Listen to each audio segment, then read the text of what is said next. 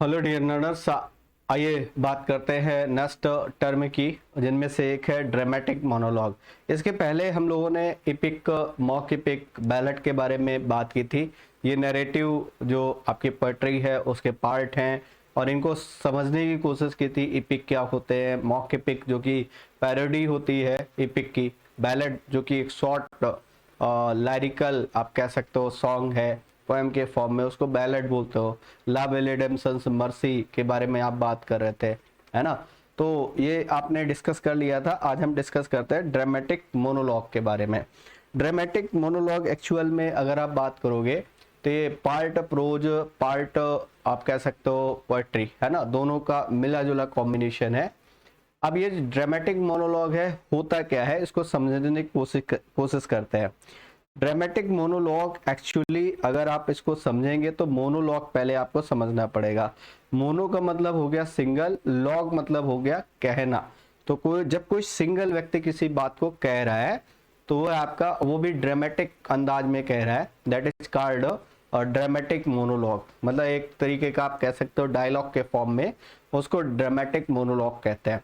ठीक है, अब इसके बारे में देखो, a kind of poem in which single fictional or historical character. इसमें अब ये चीज समझने वाली है कि इसमें जो करेक्टर होगा वो दो तरीके करेक्टर हो देखने को मिल सकते हैं। वो फिक्शनल हो सकता है या हिस्टोरिकल हो सकता है। हिस्ट्री से किसी को पिक किया होगा, ऑथर ने किसी हिस्टोरिकल करेक्टर को पिक करके, ठीक है, उस पर बात की है, या फिर फिक्शनल करेक्टर कोई क्रिएट कर लिया है। फ्रिक्शनल मतलब कोई इमेजिनरी करेक्टर जिसको क्रिएट कर रखा है ना, वो कोई बात बोल रहा है जहाँ पर वन या मोर देन वन आपके लिसनर्स हैं, ठीक है, लेकिन बोलने वाला केवल एक ही व्यक्ति है जो अपने बारे में बता रहा है ना। यहाँ पर ऑथर अपने थॉट नहीं बता रहा होता है, वो जो करेक्टर है जो उसने आप कह लीजिए फिक्शनल करेक्टर है या कह सकते हो हिस्टोरिकल करेक्टर है, उसके थॉट को वो किस तरीके का इंसान है ये बताने की कोशिश कर रहा है।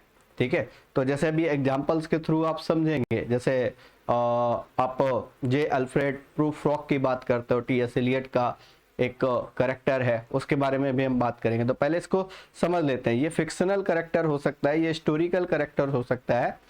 और क्या कह रहा है, other than the poet, poet को छोड़ करके। ठीक है, ऐसा नहीं कि पोएट अपने बारे में बताने लग रहा है, नहीं, वो उस करेक्टर के बारे में बता रहा है। वो करेक्टर किस तरीके का इंसान है, वो किस तरीके का पर्सन है, वो उसका डिस्क्रिप्शन है। क्या कह रहा है, speaks to a silent audience, और ये किसके साइलेंट ऑडियंस से बता रहा है, of one or more persons, such persons reveal not the thought of the poet. ये पोएट के थॉट को रिवील नहीं करते हैं, but the mind of the impersonated character, जो इम्पर्सोनेटेड करेक्टर है उसके थॉट को बता रहा है। तो इसको बोलते हैं ड्रामेटिक मोनोलॉग। होप सो आपको बात समझ में आई होगी। नहीं समझ में आया तो आप इतना समझ लीजिए कि इसमें पोएट अपने बारे में नहीं बता रहा है, जो उसने फिक्शनल करेक्टर क्रिएट कर रखा है, जो उसने हिस्टोरिकल करेक्टर क्रिएट कर रखा है। जैसे जब आप यूलिसेस की बात करते हो, अल्फ्रेड लॉर्ड टेनिसन के द्वारा लिखा गया, ठीक है, ये ड्रामेटिक मोनोलॉग है जिसमें यूलिसेस जो है वो वार से वापस आया, अपने घर आया है ना। और वो किस तरीके से सोच रहा है कि यहाँ के लोग, इन लोगों को मतलब ही नहीं है कि मतलब क्या करना है, कैसे समय को यूटिलाइज करना है, ये सारी चीज़ों से ये सब परे हैं, इनको केवल खाने पीने से मतलब है, बाकी चीज़ों से मतलब नहीं है। तो यूलिसेस जो कि हिस्टोरिकल करेक्टर है, तो उसके बारे में टेनिसन साहब बता रहे हैं, ना कि वो अपने बारे में बता रहे हैं। This is called dramatic monologue, है ना। तो वो पूरे के पूरे जो एक तरीके से अपने बारे में जो चीजें बता रहा है यूलिसेस, है ना, तो this is called dramatic monologue. तो होप सो ये बात समझ में आ गई होगी। जैसे इसका जो परफेक्ट एग्जांपल आप अगर देखेंगे तो एक तो यूलिसेस का एग्जांपल आप ले सकते हो, इसको आप पढ़ सकते हो। अगर आपको ये चीज नहीं समझ आ रही कि ड्रामेटिक मोनोलॉग है क्या, तो जब आप यूलिसेस पढ़ेंगे तो किस तरीके से वो वार से वापस आ रहा है, वो जो स्टोरी बता रहा है ना, तो वो स्टोरी यूलिसेस की है, ना कि राइटर की है, ना कि टेनिसन की है। टेनिसन अपने बारे में नहीं बता रहे, यूलिसेस के क्या थॉट है वो बताने की कोशिश की जा रही है। जैसे माई लॉस्ट डचेज, रॉबर्ट ब्राउनिंग का ये ड्रामेटिक मोनोलॉग है जिसमें उसके लॉस्ट डचेज के बारे में वो बता रहा है ना। जो व्यक्ति है वो क्या कर रहा है, लॉस्ट डचेज जो उसकी वाइफ थी, आखिरी जो वाइफ थी, वो किस तरीके से जब उसके पास कोई रिश्ता लेकर के आया है, प्रपोजल लेकर के आया, तो वो बता रहा है कि मेरी जो लास्ट डचेस थी वो किस तरीके की थी। ठीक है, तो उसके बारे में, उसके एट्रीब्यूट के बारे में बता रहा है, वो खुद के बारे में बता रहा है, वो किस तरीके का इंसान है बाय डिफॉल्ट, एक तरीके से वो खुद बताना चाह रहा है। तो यहाँ पर ब्राउनिंग साहब अपने बारे में नहीं बता रहे, यहाँ पर वो उस करेक्टर के बारे में बता रहे हैं। इसी तरीके से ये आपका love song of J Alfred Prufrock की बात करते हैं, टी.एस. एलियट साहब का है। ये जो प्रूफ्रॉक है ये एक्चुअल में किसी को इससे लव है, इसकी कोई बिलवेड है, लेकिन वो एक्चुअली अपने लव को एक्सप्रेस नहीं कर पा रहा क्योंकि वो उसकी फ्रेंड मात्र है, वो उसको फ्रेंड समझती है। तो ये बहुत ही ज़्यादा सीनियर है, बहुत ही ज़्यादा मतलब एज्ड पर्सन है उसकी अपेक्षा, इसके सर में बाल भी नहीं रहे, इतनी ज़्यादा एज है इसकी। ठीक है, तो ये लेकर के, इस चीज़ को लेकर के बड़ा हेजिटेट हो रहा है कि उससे वो बात शेयर करे या ना करे, कहीं वो ऐसा ना हो कि वो उससे एक तरीके से प्रपोजल को बताए और वो मतलब उसको ठुकरा दे, है ना। तो यहाँ पर भी टी.एस. एलियट साहब किस चीज को एक्सप्रेस कर रहे हैं, उस प्रूफ्रॉक के बारे में, जो करेक्टर है उसके बारे में बता रहे हैं, न कि अपने बारे में बता रहे हैं कि वो जो प्रूफ्रॉक है वो किस तरीके का करेक्टर है ना, वो किस तरीके का इंसान है, वो दिखाने की कोशिश कर रहे हैं। तो इसका मतलब यही चीज यहाँ पर बताने की कोशिश की जा रही है कि पोएट अपने थॉट के बारे में नहीं बता रहा है, वो जो फिक्शनल और हिस्टोरिकल कैरेक्टर उसने क्रिएट कर रखा है वो उसके बारे में, वो उसके उसके खुद के बारे में है ना। तो ये बात तो आपको समझ में आ गई होगी। इसी तरीके का मॉड है आपका MAUD, ये क्या है, ये अल्फ्रेड लॉर्ड टेनिसन का, ये भी एक आपका ड्रामेटिक मोनोलॉग है। तो ड्रामेटिक मोनोलॉग के 2-3-4 एग्जांपल जो यहाँ पर हैं, बहुत बेहतरीन एग्जांपल है, और इन्हीं में से आपसे क्वेश्चन पूछ लेता है, आपसे पूछेगा माय लॉस्ट डचेस जो है वो किसके द्वारा लिखा गया, आपका ड्रामेटिक मोनोलॉग है, तो आंसर होगा रॉबर्ट ब्राउनिंग। ठीक है, और आपसे ऐसे पूछ लेगा कि जो माय लॉस्ट डचेस है वो किस तरीके की डिवाइस है, आपको 4-5 ऑप्शन दे देगा। ठीक है, उनमें से एक ऑप्शन होगा ड्रामेटिक मोनोलॉग, है ना, तो आपको बताना होगा। तो ये अलग अलग तरीके क्वेश्चन बना लेगा। ठीक है, the love song of J Alfred Prufrock जो है ये किसके द्वारा कंपोज किया गया है, टी.एस. एलियट के द्वारा, कौन सी ड्रामा डिवाइस है, ड्रामेटिक मोनोलॉग है, इस तरीके क्वेश्चन इसमें बनते हैं। और यूलिसिस से तो ऑब्वियस सी बात है, क्वेश्चन आता ही आता है। मॉड भी याद रखेंगे, मॉड भी किसका है, ये अल्फ्रेड टेनिसन का है। तो होप सो आपको सारी बातें समझ में आ गई होंगी। तो ये था ड्रामेटिक मोनोलॉग, है ना। अब हम बात करते हैं हीरोइक कपलेट के बारे में। हीरोइक कपलेट क्या है, कपलेट से आपको पता है कि कपलेट का मीनिंग क्या होता है, कपलेट का मतलब होता है 2 लाइन्स। कपलेट का मतलब 2 लाइन्स जो कैसी हैं, जो राइम कर रही हैं उनके बारे में। तो 2 राइमिंग लाइन्स, 2 राइमिंग लाइन्स, तो 2 ऐसे लाइन जो आपस में राइम कर रहे हैं उनको आप कपलेट बोलते हो। और कैसा है, हीरोइक है ना।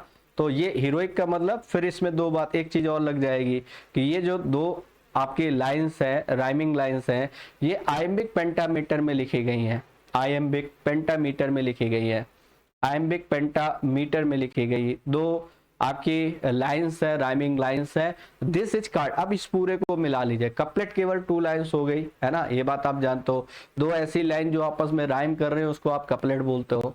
लेकिन अगर कहा जाए हीरोइक कपलेट की बात करेंगे तो हीरोइक कपलेट का मतलब हो गया 2 राइमिंग लाइंस तो है ही, लेकिन वो 2 राइमिंग लाइंस आपके किस में है, आयम्बिक पेंटामीटर में है। और आयम्बिक पेंटामीटर का मतलब आप समझते हो, चलिए मैं समझा देता हूँ इस बात को।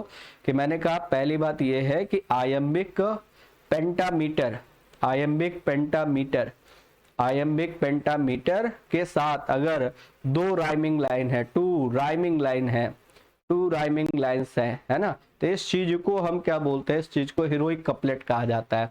अब इस बात को समझने की कोशिश करिए। देखिए आयम्बिक पेंटामीटर, पेंटामीटर का मतलब हो गया जिसमें कितने फिट हैं, तो आपका हो गया 5 फिट है। मतलब कोई भी लाइन जो 5 हिस्सों में वॉवेल के साउंड के बेस पर उसको अलग अलग किया गया 5 हिस्से। ठीक है, तो ये कह सकते हो। दूसरा आयम्बिक, आयम्बिक का मतलब पहला पार्ट जो है वो अनस्ट्रेस्ड है, दूसरा वाला जो साउंड है वो स्ट्रेस्ड है।